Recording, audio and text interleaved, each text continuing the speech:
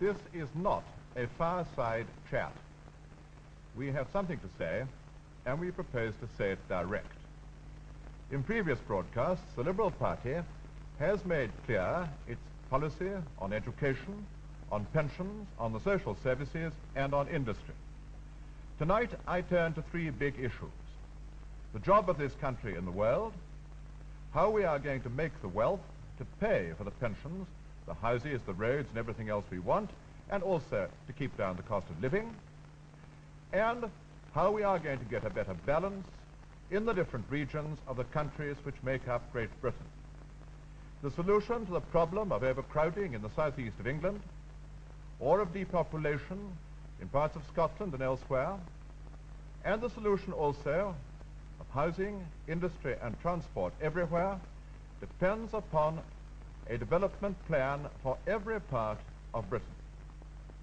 We cannot accept that some people, simply because they are born in places where housing is totally out of date or where there is inadequate opportunity, shall be condemned forever to be second-class citizens. Now, several Liberals are going to tell you from different parts of Britain how they see these problems. Here is Alan Telford Davis from Wales. I want to impress upon you the role you as thinking people play in this election. Now, I'm fighting as a Liberal in a county which reflects all the problems of our society today. Many of the problems which face us in Wales we could solve ourselves if only we were given the opportunity. But what are the problems which worry you and me? They are human ones. The shocking inadequacy of the old age pension and the complete failure to treat our old people in a humane and dignified manner. The tremendous anomalies and hardships which exist at present, and the need for our Liberal proposals to restore to pensioners their self-respect. The casualties of industry, colliers coughing their lungs away to prove their claim to a pitiful national insurance benefit. Innocent workmen in steel, coal, shipyards, factories, having to fight bitter battles in the courts to establish their claims to compensation. Liberals say we must humanize our law and industrial relations.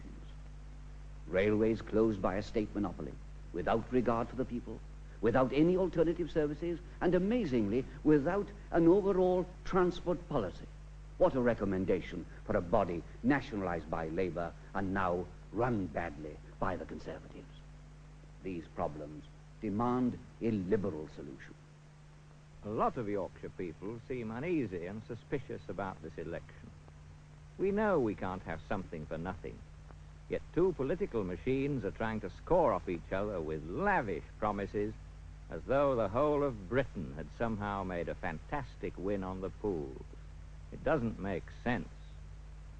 What really matters is how we can pay for all the improvements that we badly need.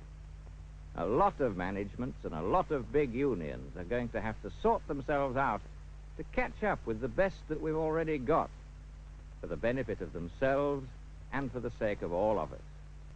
But Conservative MPs won't tackle the big bosses, Labour MPs don't tackle the big unions, and so the country makes little headway. The lead on this has got to come from MPs who are not tied to anybody. MPs who are free to press and press in Parliament these industrial questions that really matter. In other words, Liberal members of Parliament. That is what we want in Scotland too. Our slums are the worst in Britain, yet our housing programme has slowed down since the last election. Our unemployment rate is double that of the rest of the United Kingdom, despite the fact that over 30,000 of our young and skilled people leave Scotland each year. Remote control from Whitehall cannot solve our problems, and we Liberals want to see control in Scotland over our domestic affairs so that we can plan the development of our housing, our education, our transport, and our industry. You know, when the government talk about their plans for Scotland, they mean simply central Scotland. But we Liberals want to see tackled with equal urgency and vigour the depopulation of the Highlands and the North East and the borders. Otherwise, we shall continue to drain opportunity and prosperity into the centre of Scotland, with all the resulting high costs of traffic congestion and housing, which you in southeast England are already experiencing. We are indeed. We have a desperate shortage of houses, schools, and hospitals. And because we have built office blocks rather than homes, more and more people are forced to live further and further away from their place of work. On the roads, you have the choice of driving in bumper-to-bumper traffic jams or waiting on damp, cold bus stops for buses that never seem to come. And on the trains, as the fares rise further and the squeeze gets tighter, so the service goes on getting worse. Now, I believe that we can cure these problems of overcrowding. I believe that we can replan our city traffic and overhaul our public transport system. And I believe that we can build the homes and the hospitals and the schools we need, yes, and stem the rising price of building land. But it will need constructive and imaginative planning, such as we haven't had under Labour and Conservative governments since the war. Now, Liberals want to develop a fully regional structure for this crowded island. We want to build up magnet areas elsewhere in the country, so that not all roads lead to London. And we want to hand back power to the people. We want to add one phrase to Lincoln's classic definition of government. Government of the people, for the people, by the people, and government near the people. John Pardoe's words are echoed here in the West Country, where we see the other side of the coin. Everyone here knows that we continue to lag behind the rest of the country. Our wages are lower, we lack alternative employment and opportunity for young people. The West Country is a wonderful place to spend your holiday, yet our important tourist industry is threatened by congested roads and aggravated by rail closures. Farmers, too, are worried about how their incomes can keep pace and are rightly demanding a larger share of the home market. We are proud of our heritage, yet we have been ignored by the Tory government. Our campaign is going really well down here, and the election of a strong team of Liberal MPs would turn the spotlight on the Liberal plan to open up the West, calling for an integrated plan for communications, both road and rail, the siting of industry, and the expansion of our tourist industry.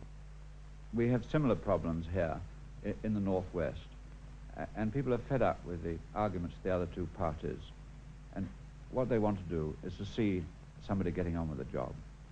Now, Liberals say, bring power and influence back to the regions of Britain. This is a decision which would have the most far-reaching beneficial effects. These problems will not be solved by sending civil servants up from London, but they will be solved by local people demanding and getting a say for themselves in running the affairs of our community here. These problems have been with us since 1945, and we must attend to them in the next Parliament. Now, if you want this country to take a move forward, if you want these sort of problems really attended to, you have got to send back to the House of Commons a strong block of Liberal members. Liberals know the sort of country they want, and they have the determination to see that we get it. We have got to stop this long retreat which has gone on ever since the war. We have had no leadership.